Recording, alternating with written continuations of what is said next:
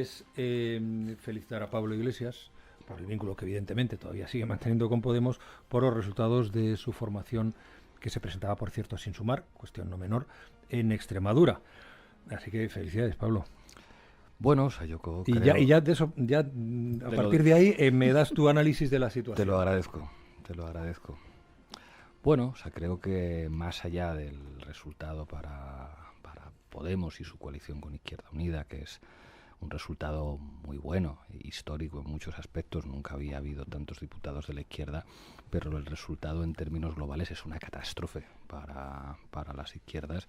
Estamos hablando de un territorio de hegemonía del Partido Socialista durante décadas, en el que la ultraderechización del electorado es una realidad, porque, digamos, la subida de Podemos y su coalición con IU, de Unidos por Extremadura, digamos que no recupera la cantidad de miles de votos que pierde en este caso el PSOE. Si esa tendencia a la ultraderechización del electorado, a un crecimiento impresionante de Vox, sin que el Partido Popular pierda, que incluso sube un poquito, si esa tendencia es una realidad en el conjunto del Estado, y si eso de alguna manera se ve impulsado por una realidad internacional en el que la fascistización de las derechas es una realidad, pues es para estar preocupados y es muy importante tomar medidas. Ya tendremos tiempo a lo largo de la tertulia de analizar eso, pero creo que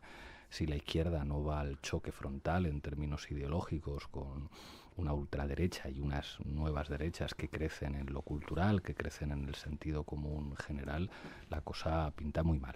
Por supuesto, 3, ¿no? Llevaremos. Bueno, pues no sé, algo está pasando, pero yo lo que he hecho a faltar de verdad es autocrítica. Hay una pregunta muy clara y es ¿qué se puede hacer?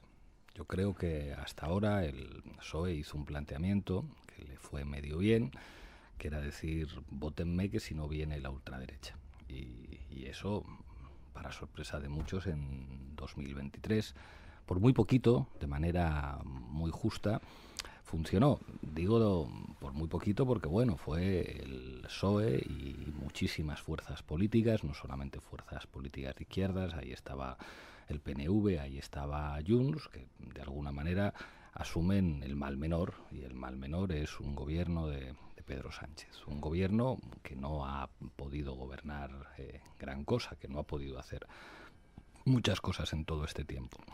¿Cuál va a ser el planteamiento ahora? Que además tengo entendido que ya se ha discutido en la Ejecutiva Socialista en Extremadura. Yo creo que el nuevo planteamiento del malmenorismo va a ser el PSOE ya no va a tener fuerza para contener a la derecha y a la ultraderecha.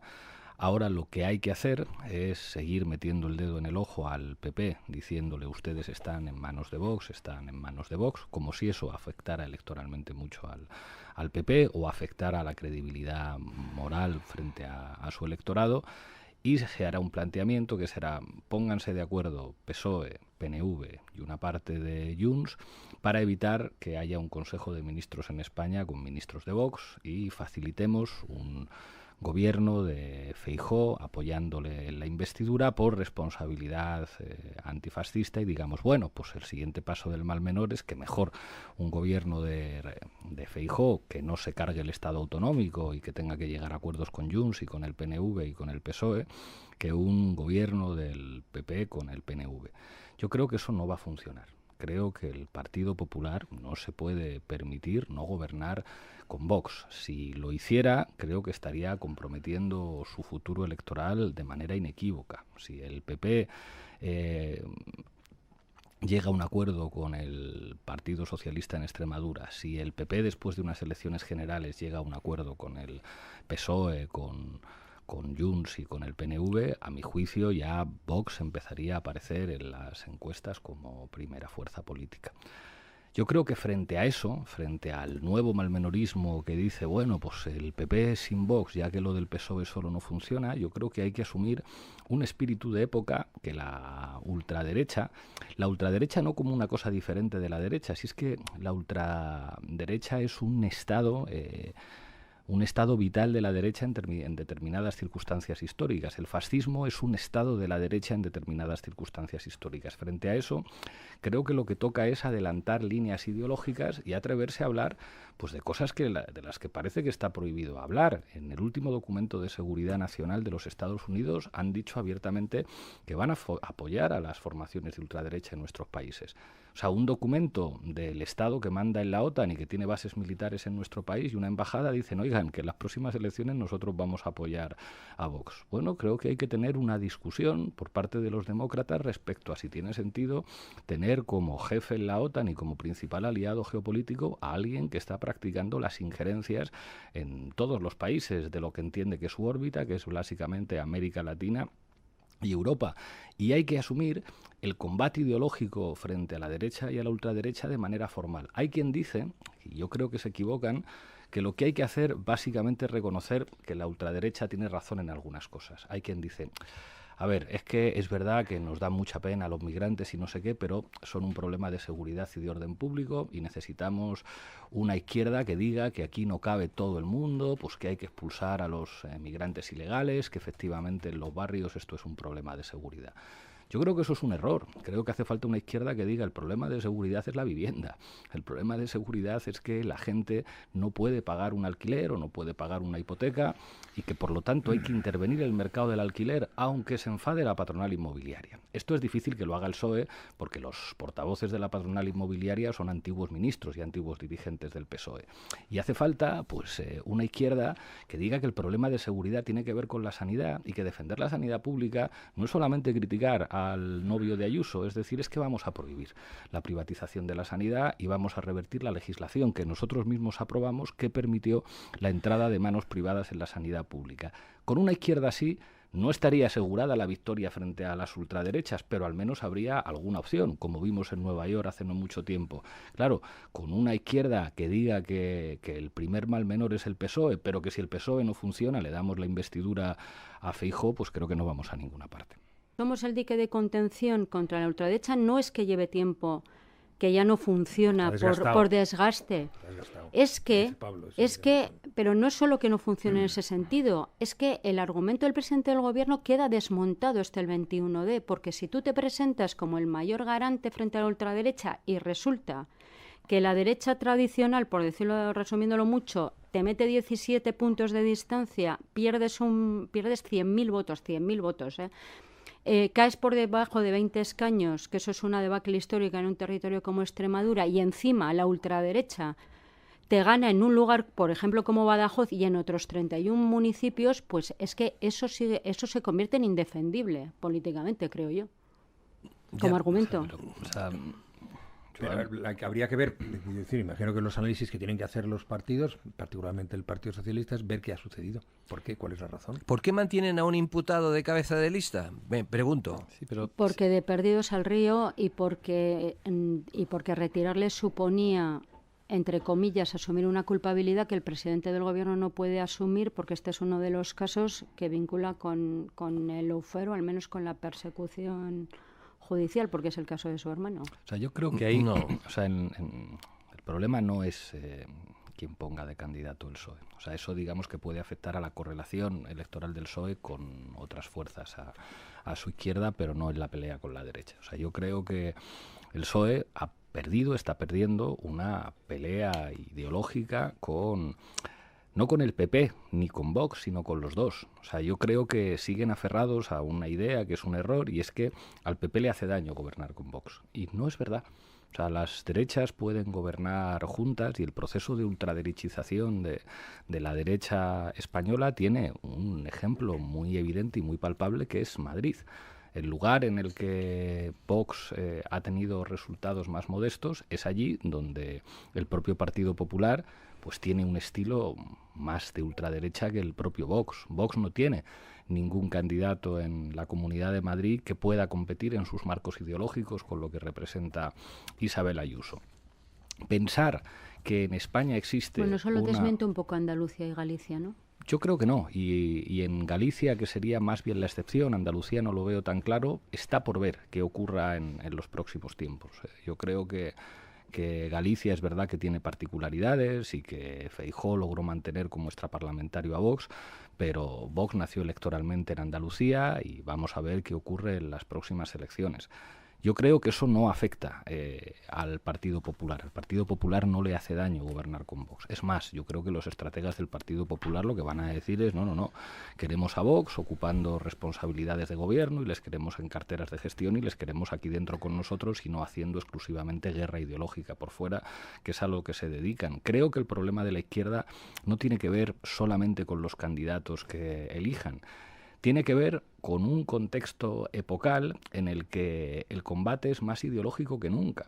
O sea, la derecha no tiene ningún tipo de problema en poner sus elementos de agenda, por agresivos que sean, en primera línea de combate ideológico. O sea, tenemos a un alcalde del Partido Popular, que no es ni de Alianza Catalana, ni es de Vox, que es el señor Albiol, que dice, pues hay 400 seres humanos en un polideportivo y en pleno mes de diciembre les voy a echar a la puta calle y que duerman debajo de un puente. Y se va él a reivindicar eso abiertamente.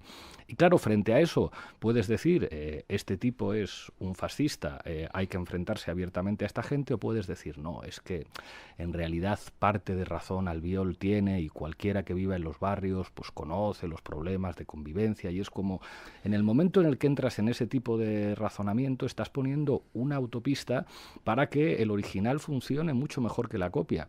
Rufián hizo una reflexión que por suerte fue muy criticada, en la que básicamente, apelando a su abuela y no sé qué, y estas cosas que se dicen, decía, no, es que necesitamos una izquierda que entienda que un poquito de mano dura con la migración irregular hay que tener. Y es como, ¿tú crees que de verdad diciendo eso va a haber gente que se está planteando votar a la ultraderecha que va a decir, pues sí, me vale estupendo Rufián para enfrentar el problema de los migrantes que vienen a quitarnos el trabajo? Es como, por Dios, eso es un error. El problema de seguridad no es la migración, es otra cosa, pero claro, la izquierda se tiene que atrever a decir que el rentismo es un problema, o que los Estados Unidos son un problema, o que la privatización de la sanidad es un problema. Mientras esté en la lógica, oiga, que viene la derecha, prefiérame usted a mí, eso es muy complicado. El error, Pablo, desde mi punto de vista... Brevemente, por favor, yo me quiero... El error es no reconocer lo que está pasando en la calle y no hacer autocrítica. Yo lo vengo diciendo y no se hace. Es decir, oye, yo paseo mucho por la calle, muchísimo, y ves que hay preocupación en relación a los inmigrantes. ¿Lo ves? Está ahí, está presente. Que esto está atizado, que esto... No lo sé, pero hay una preocupación evidente. Y eso hay que afrontarlo con valentía, pero hay que afrontarlo. Y lo que dijo Rufián es lo afronta y lo dice, y para mí me parece que se ajusta bastante a lo que pasa en la calle. El otro es no reconocer lo que hay, y así nos va. Entiendo lo que dices, pero creo que no es verdad. Creo que lo que pasa en la calle es que la gente no puede pagar el alquiler. Lo que pasa es que hay... sí, no puede pagar... No son cosas excluyentes. No, sí, pero el problema de una campaña electoral es que... Sí, pero es como... No sé qué tendrá que ver que la gente no pueda pagar el alquiler con que venga gente de fuera a trabajar con nosotros. Hay gente Creo que no están que no vinculadas. puede pagar el alquiler, hay gente que no puede pagar el alquiler, hay gente que puede pagar el alquiler, y luego está lo que la gente percibe. Y aquí es lo que... Y es lo que hay, Pablo. Sí, pero luego volvemos a este tema, luego volvemos a este tema, porque además hay alguna cosa más que, a la luz de lo que ha dicho Pablo Iglesias sobre la estrategia del PP, que ya no tiene miedo, o parece que no tiene miedo, o que incluso se plantea como un arma eficaz acercarse a Vox. Hay algo que ha dicho el presidente del PP que me parece que es interesante. Pablo. Muchísimas gracias, señora Iglesias, un placer saludarle. Dos preguntas. La primera, ha dicho usted que las personas que pueden acceder a una de las viviendas de SEPES, de Casa 47, tienen que tener una renta entre el 2 y 7,5 veces el IPREM. Eso querría decir que una familia que ingrese menos de 1.300 euros al mes no podría acceder a una de estas viviendas, y sin embargo quien ingrese 5.200, 5.000, 4.500, sí. La pregunta es muy obvia. Yo creo que la gente que gane 4.000, 4.500, 5.000 euros quizá necesite menos acceder a una vivienda pública que aquellos que ganen menos de 1.300 euros y que quedarían excluidos. Y la segunda es a propósito del volumen. Usted señalaba que, digamos, van a entrar en el mercado por la vía de la oferta, pero las casas que tienen ustedes son las 40.000 de la Sareb, que representa el 0,14%, si no me equivoco, del parque total de viviendas. Ustedes han dicho que quieren construir 55.000, pero de momento han licitado poco más de 1.500. Hablaríamos de 41.500, 42.000 viviendas. La segunda pregunta es si con ese volumen tan modesto de vivienda, por la vía de la oferta, se pueden alterar las dinámicas de mercado. Bueno, son dos preguntas muy completas, largas, pero bueno, la primera, sobre las condiciones económicas. Estamos dirigiendo las viviendas al 60% de las familias o de las unidades de convivencia del país, a las mayorías sociales, porque lamentablemente hoy una unidad de convivencia con 2 personas que ganen 2.000 euros, que sean empleados públicos, llegan a una ciudad como esta y tienen harta dificultad para acceder al mercado residencial. Y no tienen oferta asequible suficiente, y por tanto nos dirigimos a esa mayoría que en general ahora mismo pues tiene dificultad de poder acceder al mercado, cuando hemos basado toda la política de vivienda justamente en que dependiera de la regulación del mercado. Sin embargo, siempre ha existido, y es competencia además de las comunidades autónomas, un cierto parque de vivienda social al que las rentas en situación de mayor dificultad económica o de mayor vulnerabilidad puede acudir, entre otras cosas porque cuando uno tiene una situación de mayor vulnerabilidad económica, tiene una situación de mayor vulnerabilidad en otro tipo de cuestiones también, y tienen que intervenir los trabajadores sociales, los servicios sociales, tiene que haber un acompañamiento laboral, de formación, de educación, de otro tipo de recursos que nosotros no vamos a poder prestar. Nosotros vamos a poder prestar una oferta inmobiliaria, pero no vamos a poder prestar ese acompañamiento social que se debe seguir prestando desde las administraciones competentes y desde todos los recursos que tienen que ver con atender la vulnerabilidad. Y por eso a esas rentas hay que protegerles y garantizarles el parque social de viviendas, el parque que tienen las comunidades autónomas ya en nuestro país, que tiene que seguir incrementándose. Y sobre la cuestión de la oferta, esto no va a pasar de un día para otro. Esta oferta o este parque no se construye en 5 minutos. Vamos a aprovechar lo que ya está construido, y todo lo que está construido es lo que viene de Sareb y lo que viene desde la Administración General del Estado y el poder comprar viviendas en mercado y todo lo que ya existe. Pero a partir de aquí tenemos que acompasar la nueva vivienda y la construcción de este parque con la demanda real que pueda haber de nuevos hogares en nuestro país. Si dice el INE que cerca de 200.000, se van a crear cerca de 200.000 nuevos hogares al año en España, y queremos llegar a que como mínimo el 8% del parque de vivienda, del parque total de vivienda, sea parque asequible, tenga ese componente social, al menos el 20% de esa nueva demanda de hogares tiene que tener condiciones de asequibilidad. Y eso significa comprometernos desde todas las administraciones públicas a ir acompasando la construcción de vivienda asequible con las demandas de nuevos hogares, y que probablemente no en el año 2026 ni en el 27, pero sí en la próxima década podamos intervenir en el mercado mediante la oferta y consolidar todo esto. Estamos la tertulia antes en un lugar muy interesante, de debate además, lo que pasa en la calle, si se conoce, estábamos hablando de lo que hacer desde la izquierda, de si la izquierda tiene que hacer autocrítica o no, en qué medida es responsable de lo que está sucediendo con Vox, de lo que puede pasar con Vox, de cómo se normaliza la derecha. Y yo me quedaba con una cosa que quiero apuntar, me vais a permitir el privilegio, porque yo no estaba entendiendo muy bien por qué el Partido Popular, en concreto ayer el presidente del Partido Popular, contabilizaba juntos el 60% de los votos que había obtenido Vox y el PP. Y bueno, eso es darle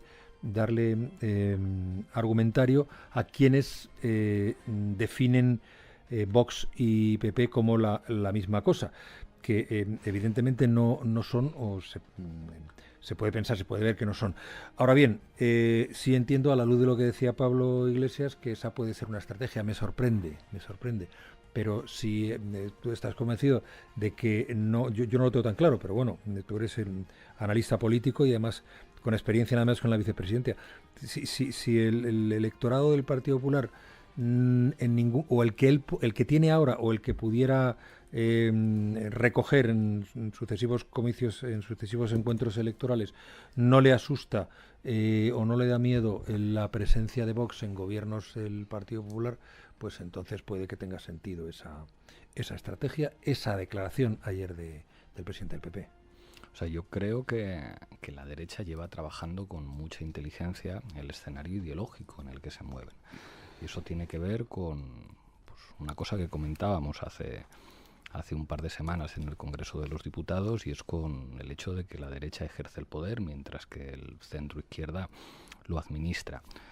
La derecha mediática lleva muchísimos años normalizando los marcos de la ultraderecha. O sea, no hay que olvidar que se ha normalizado incluso la presencia de escuadristas, de neonazis.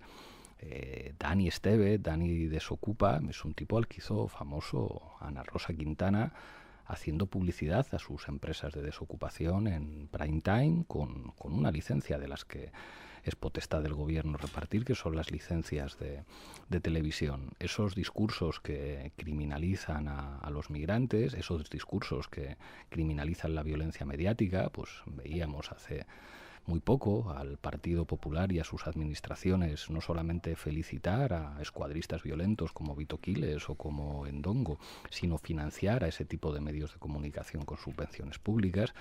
Pues la semana pasada condenaron a Eduardo Inda, el Tribunal Supremo, por inventarse la noticia de Granadinas contra mí, pero es que hace 4 meses a Eduardo Inda le recibe Felipe VI en la Zarzuela. Un año después, además de que sacara los famosos audios supuestamente destruidos por el CNI y entrevistara a Corina. Hay una dinámica de normalización de las dinámicas mafiosas en los medios de comunicación y que periodistas mentirosos, condenados incluso en los tribunales por mentir, sean los que más presencia tienen en las televisiones, que ha construido una jerarquía de temas que claro que dominan la calle. Tú vas a la calle y hay mucha gente que no piensa que su problema fundamental de seguridad es no poder pagar el alquiler, no poder pagar la hipoteca, que le destruyan la sanidad o que le destruyan la educación pública, sino que entienden que el problema son los menas, a los que ni siquiera llaman niños ni jóvenes no acompañados, sino que directamente les criminalizan así, o que su problema es que van a llegar los ocupas o que hay un gobierno de ultraizquierdistas y comunistas que quieren romper España. ¿Cómo se ha llegado a construir esa jerarquía de temas que preocupan a la gente? Con una acción incontestada a nivel mediático por parte de la ultraderecha. Hay, a mi juicio, una sola cosa que ha hecho bien este gobierno en estos años, que es ponerse de acuerdo con todos y cada uno de los partidos de la investidura para cambiar Televisión Española y decir aquí no meten sus manos el PP y Vox. Y eso es lo único, además, que desquicia a la derecha. O sea, la derecha se descojona todos los días del gobierno, menos cuando se trata de Televisión Española, que entonces dices que si van a venir con motosierra, que si la manipulación, que si José Pablo no sé qué. Bueno, pues eso es lo único que ha sido ejercer el poder. Ejercer el poder, además, no solamente desde el gobierno, sino de todos los partidos que han dicho, oiga usted, la televisión pública no va a ser otra televisión más de extrema derecha y aquí se va a defender la democracia y pónganse ustedes a bailar y a gritar y a hacer lo que les dé la gana. Pero es una excepción. Normalmente se ha dejado a la derecha y a la ultraderecha controlar la agenda y claro, pues te llega gente de izquierdas que te dice no, si es que a lo mejor va a ser verdad que el problema es la cosa de la migración y no sé qué, pues ya está, entonces ya te han ganado completo, ya te puedes entregar con las manos en alto y después las juntas para que te pongan las esposas. No creo que, vamos, en mi opinión, yo no voy a debatir contigo, tú estás aquí para exponer tu punto de vista, yo soy simplemente el moderador, pero yo no creo que haya una conspiración en el sentido de la prensa que opte por una que se aproxime a una opción política. No lo creo, francamente, no lo creo. Entre otras cosas, yo he pasado por esa prensa que se califica de derecha mediática y te aseguro que ni lo he visto ni lo he vivido y he tenido responsabilidades de gestión y de contenidos. No lo he vivido así, pero vamos. Significa abordar realidades nuevas que están entre nosotros y que tienen que ver también con que no padecen en este país solo quienes están en una situación más vulnerable. Está empezando a padecer la clase media. Y no sirve de demasiado que, amparados en datos macroeconómicos, se siga defendiendo desde el gobierno cosas como que esto va como una moto y que estamos que nos salimos. Porque eso obvia las desigualdades, las permanentes, las de gente que ha sufrido 2 crisis consecutivas, que han sido la financiera y la de la pandemia, y no consigue salir de ahí, con esa clase media que antes tenía 2 trabajos en casa y ahora efectivamente no le llega para poder alquilar una vivienda. Y renunciar a que la seguridad es un valor también de la izquierda, porque la seguridad sostiene otro derecho y los ejercicios de otros derechos, como me decía, creo que con buen criterio hace alguien no demasiado, y singularmente los derechos de las mujeres, es no querer mirar lo que está pasando en el país. Y si se dejan esos huecos, llegan otros y los ocupan. Porque existan los problemas, porque se magnifiquen, porque se tergiversen o simplemente se recreen. Pero dejar ese vacío me parece que no es demasiado eficaz para quienes se identifican con el voto progresista. 3 consideraciones. Si los medios de comunicación no fueran tan importantes a la hora de determinar lo que piensa la gente, los millonarios no se comprarían medios de comunicación porque no son un negocio rentable, y la derecha no estaría tan preocupada por Radio Televisión Española. En sociedades tan mediatizadas como las nuestras, los medios de comunicación son el gran terreno de combate político, y es algo que vemos cada día. Yo no sé muy bien qué significa clase media. Es un concepto en el que insistía mucho el franquismo, al hablar de franquismo sociológico, de hablar de una autopercepción de una parte de los españoles como clase media, pero a mí me parece que una familia que cobre 2 salarios no es clase media, porque quien vende su fuerza de trabajo a cambio de un salario no es clase media, es un trabajador que puede tener un sueldo un poquito mejor o un poquito peor, pero creo que el concepto de clase media tiene algo más de ideológico y de aspiracional que de realidad. Quien trabaja por cuenta ajena, pues no es clase media en casi ningún caso. Y a propósito de la seguridad, estoy de acuerdo. Creo que la izquierda debería tener sus prioridades en esto, pero no se cumplen. Hemos visto, por ejemplo, la cuestión de las infiltraciones de agentes de policías en grupos ecologistas. Yo no entiendo por qué no había policías infiltrados en Revuelta, después de que hemos visto que robaban el dinero de la Dana y se lo repartían entre ellos, después de que hemos visto los delitos condenados en la cárcel en el Partido Popular y en el PSOE. Yo no entiendo por qué la policía se infiltra en colectivos ecologistas y no se infiltra en partidos políticos en los que hay delincuentes que han acabado en la cárcel, o no digamos ya en empresas del IBEX 35. ¿O por qué no hay una política de seguridad para perseguir y encarcelar a los especuladores inmobiliarios? Que esa es una parte del artículo 47 de la Constitución que se olvida. Entonces, el problema claro que es de prioridad, pero sí. Lo que hace la izquierda es competir con la derecha y con la ultraderecha a la hora de señalar que los grandes problemas de seguridad no tienen que ver con los ladrones de guante blanco, que siempre se van de rositas y rara vez van a la cárcel. Pues en eso, al final, en la pelea del último contra el penúltimo, siempre hace caja la ultraderecha. Creo que la izquierda tiene que saber definir a sus enemigos con cierto desparpajo, con el mismo con el que lo hace la derecha. Si no, al final, pues ocurrirá lo que está ocurriendo en muchos lugares del mundo. Yo creo que lo de clase media se lo entiende bien, el ciudadano medio del país. ¿Pero quién es eso? Porque además es un... ¿Cuánto hay que ganar para ser clase media? Digo por entenderlo, o sea, que es como que soy politólogo y no lo entiendo bien. Según la OCDE, el 75 y el 200% de la mediana de ingresos de un país. ¿Y eso cuánto es? Digo, para saber quién es clase media. Ahora una persona que gane 2.000 euros por un salario de clase media. Pablo, ahora voy a mediar cuál es la mediana. ¿Existe la clase media? Aunque no nos guste, existe la clase media, Pablo. Yo no tengo ningún inconveniente, yo soy clase trabajadora, o sea, he trabajado toda mi vida, que provengo de una familia humildísima, que hemos trabajado siempre. No me parece que sean cosas incompatibles. Al contrario, me parece que el salto de lo que es una clase trabajadora que siempre se ha identificado con la vulnerabilidad a la clase media significa una conquista colectiva a la que ha contribuido de manera bastante decisiva la socialdemocracia. Y creo que precisamente por eso un gobierno que se dice progresista y de izquierdas no se puede colgar solo de los datos macroeconómicos, por buenos que sean, para decir que el país va como una moto, porque no es verdad. Incluso aunque lo fueran, no debería decirlo, pero es que no es verdad. Porque hay una brecha de desigualdad que eso sí que nos debería preocupar. Y porque, insisto, eso que llamamos clase media empieza a no llegarle para cosas bastante básicas. Pero es que entonces no es clase media, si no te llega para pagar el alquiler. O sea, es que yo creo yo tengo la impresión aquí entre nosotros que clase media es una autopercepción ideológica. Porque existía. Este es el problema. Mira, os voy a contar un secreto de sociólogos. Cuando una persona se autoidentifica como clase trabajadora, suele votar progresista. Cuando una persona se identifica como clase media, no tanto. Eso es un simplismo absoluto que yo no compro. Es un simplismo total. Que sí, absoluto. Pero absoluto. Si no hubiera clase media que votara, si no hubiera clase media y mucha gente que se define como clase trabajadora acaba siendo más pijo y más clasista porque vamos, mirad. ¿Te acuerdas de la Gauche Divine? ¿Te acuerdas de la Gauche Divine en Cataluña, Pablo?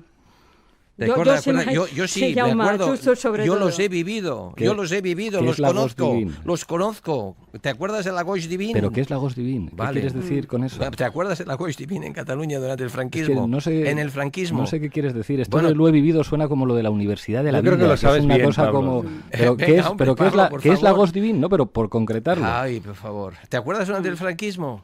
Yo nací en el 78, sí, ¿acordás? Ya lo sé, por eso naciste en el 78, imagínate. Pero no sabes que ya tenemos una edad. Oye, es que no sabes que ya tenemos una edad. ¿Cómo puedes decir que no hay clase media y que toda clase media ya no vota progresista? Pablo, por favor.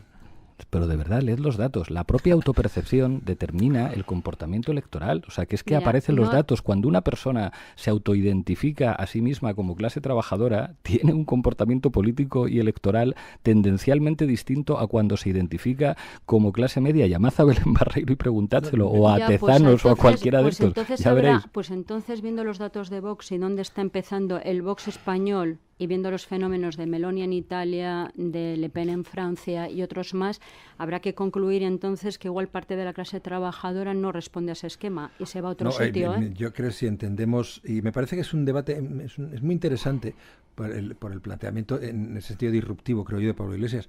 Pero claro, si sigo tu planteamiento, y es que tenemos que dejarlo porque si no seguiríamos, alguien que trabaje por cuenta ajena y que gana un pastón, también no es ni clase media, ni clase alta, ni clase baja, es clase trabajadora, en sentido estricto. Pues con un sueldo de 450.000 euros al año, por ejemplo. Pues un controlador aéreo, a los que se criminalizaba muchísimo, pues es alguien que trabaja a cambio de un salario, con condiciones muy buenas. Y del mismo modo te digo lo que hacemos casi todos. ¿Qué es lo que hacemos casi todos? Como los controladores aéreos. No, quiero decir trabajar por cuenta ajena. Claro, pero es que si trabajas por cuenta ajena, el salario te lo paga otro. Y al mismo tiempo, considerar que un empresario es pues un pobre autónomo que tiene dificultades para facturar más de 1.600 euros al mes, pues esa persona está incluso en condiciones... Pero eso es una realidad también. Claro, y unas condiciones incluso peores que las de un trabajador que puede estar en un sindicato y que puede tener derechos que los autónomos no tienen.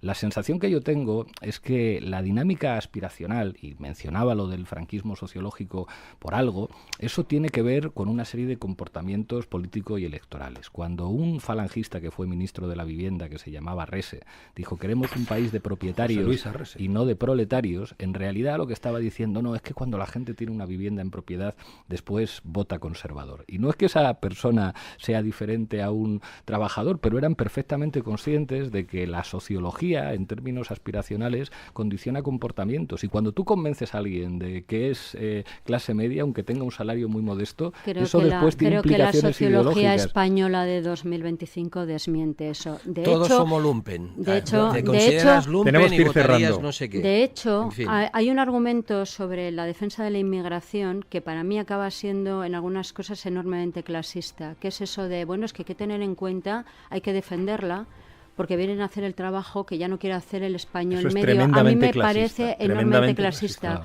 Porque es lo que dice la derecha, es lo que dice Ayuso. No solo la derecha, ese argumento lo utiliza la derecha y la izquierda y mucha gente para defender, en vez de decir que tienen derecho a progresar como consideren y como puedan hacer. Dejamos en alto el tema. Yo me comprometo a plantear de nuevo este debate porque me parece muy interesante, insisto, disruptivo, y algunos pensamos que hay una evidencia, que hay otros que piensan que no, y entonces me parece muy interesante que le demos vueltas a eso. Pablo Iglesias, Lourdes Pérez, Jaime Barberá, muchísimas gracias, la verdad.